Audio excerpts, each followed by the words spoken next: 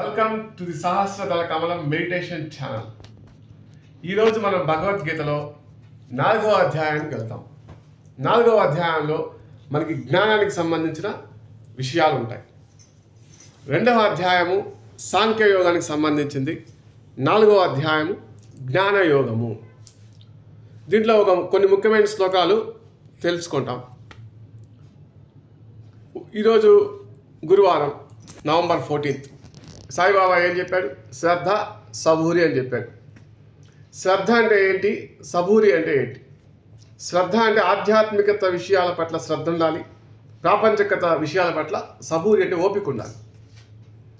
భగవద్గీతలో శ్రద్ధావాన్ లభతే జ్ఞానం తత్పర సంయతేంద్రియః జ్ఞానం లబ్ధ్వా పరాం శాంతి అచిరేణాధిగచ్చతి అని చెప్తాడు శ్రీకృష్ణుడు. శ్రద్ధావాన్ లభతే జ్ఞానం తత్పర సంయతేంద్రియః జ్ఞానం లబ్ధ్వా పరాం శాంతి అచిరేణాధిగచ్చతి. గచ్చతి అంటే లభిస్తుంది. అచిరేణాది గచ్చతి అంటే త్వరగా లభిస్తుంది, అచిరకాలంలోనే లభిస్తుంది. ఏం లభిస్తుంది? పరమశాంతి లభిస్తుంది. ఎవరికి లభిస్తుంది? జ్ఞానం లబ్ధ్వా పరాం శాంతి. ఎవరికైతే జ్ఞానం లభిస్తుందో వాడికి పరమశాంతి అచిరకాలంలో లభిస్తుంది. మరి జ్ఞానం అంటే ఏంటి? అందరిలో నేనున్నాను, నాలో అందరు ఉన్నారు అనేది జ్ఞానం. ఆ జ్ఞానం మనకు వచ్చినప్పుడు పరమశాంతి లభిస్తుంది. శ్రద్ధావాన్ లభతే జ్ఞానం. శ్రద్ధావాన్ లభతే జ్ఞానం. ఆ జ్ఞానాన్ని మనకు లభించినప్పుడు తత్పర సంయతేంద్రియః ఇంద్రియాల్ని మనం తత్పర సంయతేంద్రియః అంటే ఇంద్రియాలన్నింటినీ మనం ఆ పరమాత్ముడి వైపు మనం మళ్లించినప్పుడు అంతరాత్మలో మనకి శ్రద్ధ అనేది చిగురించి అది అభివృద్ధి చెంది మనలో ఉన్నటువంటి ఆ ఆత్మతత్వం ఏదైతే ఉందో బ్రహ్మతత్వము అందరిలో ఉందని తెలుసుకుంటాం. అహం ఆత్మ సర్వం బ్రహ్మ సర్వం కల్విదం బ్రహ్మ అంటే అహం బ్రహ్మస్మి అని తెలుసుకుంటాం. అప్పుడు అంతా మనమే అయినప్పుడు ప్రశాంతతే కదా. నువ్వు తిన్నా ఒకటే, పక్కింటి వాడు తిన్నా ఒకటే, ఎదురింటి వాళ్ళు తిన్నా ఒకటే, ఆవు తిన్నా ఒకటే, ఎవరు తిన్నా ఒకటే. ఈ జ్ఞానం వచ్చిన వాడు పరమశాంతి లభిస్తాడు. శ్రద్ధావాన్ లభతే జ్ఞానం తత్పర సంయతేంద్రియః జ్ఞానం లబ్ధ్వా పరాం శాంతి అచిరేణాది గచ్చతి. అర్థమైందా? శ్రద్ధ ఉన్నవాడికే జ్ఞానం లభిస్తుంది. ఆ జ్ఞానం ఎప్పుడు లభిస్తుందంటే ధ్యానం చేస్తే జ్ఞానం వస్తుంది.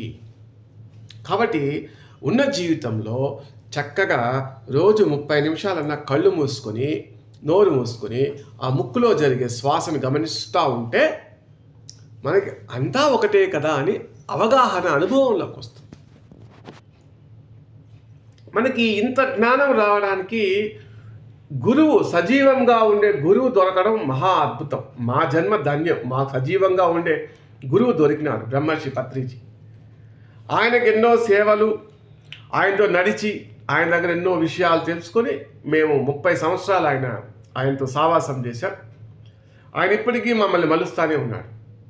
అటువంటి గురువు దొరకడం అదృష్టం. ఈ సజీవంగా దొరికే గురువుల వల్ల వాళ్ళు మనకి పరమాత్మ తత్వాన్ని ఎలా ఇస్తాడు అనేది భగవద్గీతలో 4వ అధ్యాయంలో ఒక శ్లోకంలో తెలుసుకుంటాం.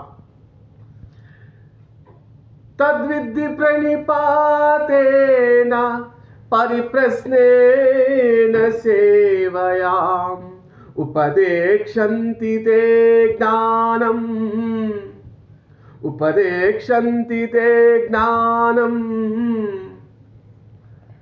తద్విద్ధి ప్రణిపాతేన పరిప్రశ్నేన సేవయాం ఉపదేక్షంతి తే జ్ఞానం జ్ఞానిన తత్వదర్శినః.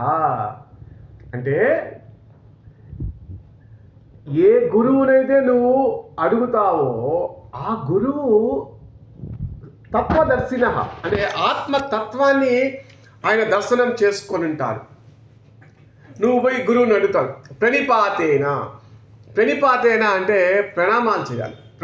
ప్రణిపాత అంటే ప్రణామాలు, అష్టాంగ ప్రణామాలు చేయాలి. అంటే 2 చేతులు, 2 కాళ్ళు, మొండెము, తల, బుద్ధి, అహంకారం. అహంకారం అనేది లాస్ట్ టాపిక్, లాస్ట్ విషయము. ఎవరు దాని అహంకారాన్ని మాత్రం వదలరు, తలకాయ వంచుతారు, కాళ్ళు పట్టుకుంటారు, అహంకారాన్ని మాత్రం వదలు, నటిస్తారు. గురువుకు తెలీదా? నువ్వు అహంకారాన్ని కూడా నువ్వు కంప్లీట్గా వదిలేసి ఆయన పాదాలు నొక్కమంటాడు, నొక్కాలా, ఇక్కడ గీరమంటాడు, గీరాలా, ఇక్కడ విసుగురా అంటాడు, పిసగాల, మెడ పట్టంటాడు, పట్టాలా, ఈ లాగు అంటాడు, లాగల, బ్యాగ్ పోయి అంటాడు, చెప్పులు తీసుకురాబోరా అంటాడు. నువ్వు మొత్తం ఆ గురువు నీకు అన్ని పరీక్షలు పెడతాడు, పరీక్షలు. తద్విద్య ప్రణిపాతేన పరిప్రశ్నేన సేవయాం ఉపదేక్షంతి తే జ్ఞానం జ్ఞానిన తత్వదర్శిన. నువ్వు అడగాల, పరిప్రశ్నలు వెయ్యాలి. ఏం ప్రశ్నలు వెయ్యాలా? గురూజీ కాలు పిసకాలి, గురూజీ బాగుందా కాలు, ఆయన విషయం తెలుసు, నేను ఈ జన్మలో ఏం చేస్తే బాగా అభివృద్ధి చెందుతాను గురూజీ అంటే, ధ్యానం చేయి, 10 మందికి ధ్యానం చెప్పు అని చెప్పాడు మా గురూజీ. అట్లాంటి క్వశ్చన్లు వేయాలా. అంతేగాని నాకు ఎవరితో పెళ్ళి అవుతుంది గురూజీ, నాకు ఎంత ఆస్తి వస్తుంది గురూజీ, తెలుస్తా పరా పో అన్నాడు. అట్లా ఆ గురువు అనేవాడు, ఈ ప్రపంచంలో డబ్బు ఉండేవాళ్ళు లేరా?